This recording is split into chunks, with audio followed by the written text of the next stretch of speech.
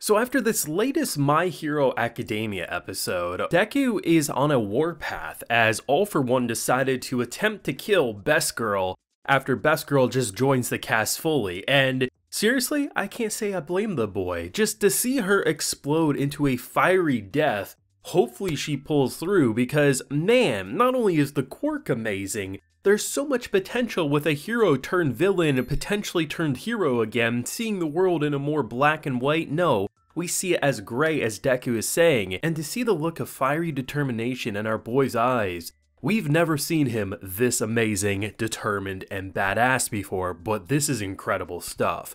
Now, I do have a full live reaction to today's insane episode of My Hero, so if you want to see my full uncut thoughts, head on over there and consider supporting. This was like the coolest fight. There's so many great fights to pick from, don't get it mistaken, but there's something about seeing Deku not only Fox 100%, to see the combination of multiple quirks into this grand super move, having like 45% of his one ability using the elastic band technique to kind of like propel him forward, charging up the kinetic energy in his legs. Our boy literally became faster than a speeding bullet, and to see how he went from being, I don't know, let's say he was a dozen meters away from about to attack her, and she directs her shot at Chisaki. He's literally across the city at that point. How is he gonna get over there to save him before he gets sniped? For her, like, she was thinking, of course, there's no way he'll save him, but of course he'll try to, so that will stop everything and all will be well for her. And the fact that that combination of everything just builds into him,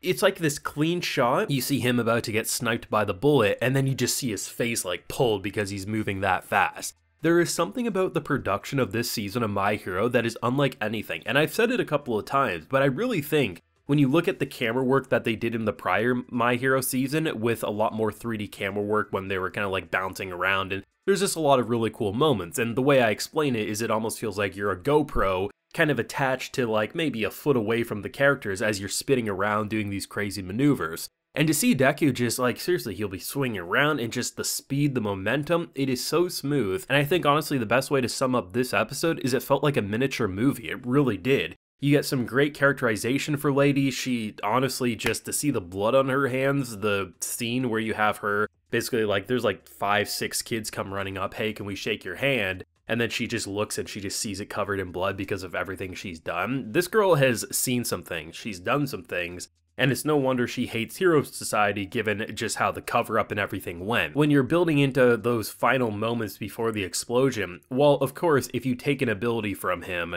there's probably going to be a failsafe, or at the very least, he's going to stab you in the back someday if you're no longer useful. But to see it just go from Hawks come in, he has like wings that are like this big, and he's flapping for dear life. It feels like, okay, Deku's got him.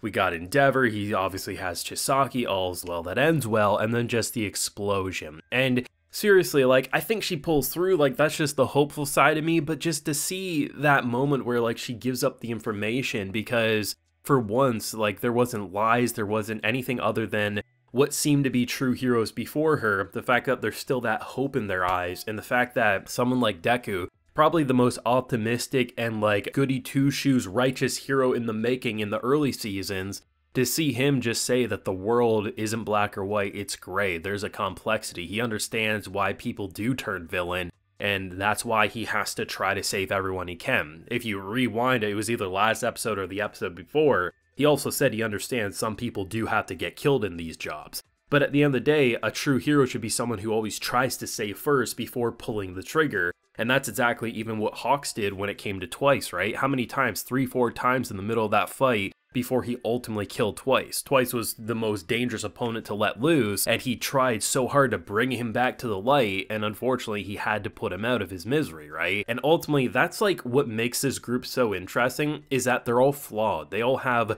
darkness deep down inside, and just the way that they still feel like they're able to survive as heroes in a world that's completely turned against them. This small group of pro heroes, Deku's not even a pro hero, but at this point he probably should be listed as such. The fact that these are the true heroes left standing, the fakes, the frauds, the ones who are just scared, they're no longer there. It's the true heroes alive and well. And that's why the intro to this episode's so powerful, because you have All Might, right? Someone with no abilities. He literally skinny body, just gets his car blown up, he has a briefcase, but the fact that he can shake down 2 people trying to kill him, saying, ain't no one ever getting in my way to stand and protect that boy. The only time I won't come running is if I'm dead. Like, just to see how much of a true hero these people are, and it's like, you don't even need abilities to be that. Just the determination in characters like All Might, or just people who refuse to back down in these moments, it just separates the heroes from the frauds, right? And I think when you look at Lady's backstory, she was surrounded by frauds her entire life, so it's no wonder why she jumped ship to another, right?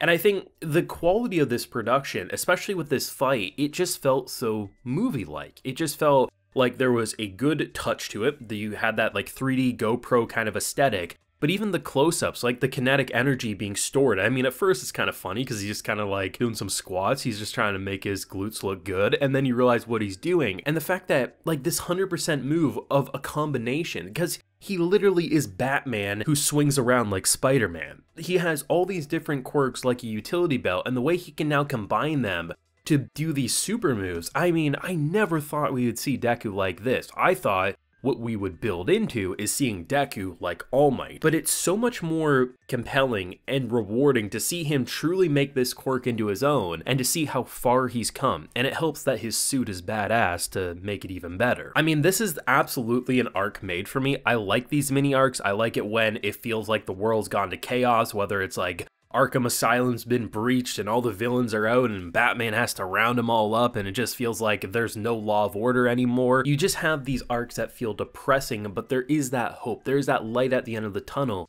but that tunnel is far away. And to see how these characters are refusing to go down, whether it's Endeavor having the entire world seemingly against him, but his family, whether they love him or hate him currently, know they need him and they still encourage, we need you to fight. Hawks, after dealing with everything he has, still holding on to that hope, and Deku never giving up on his ideals, but recognizing that he does have to evolve his opinion, that yes, sometimes people do have to end up dead in this job, but the world isn't black and white, and we should at the very least try to save before pulling the trigger right away. That's what separates us from them, and I think that's what makes this entire arc so compelling, and I really thought it was just going to be a Deku solo arc, but I'm so much more interested now knowing after the past couple that it is a combination effort, and just the experience our boy is learning, whether information or how to harness. I mean, he literally did something in this episode that he never trained for, but he knew he had to do. The smoke screen sending out decoys to locate her location to then just come up there.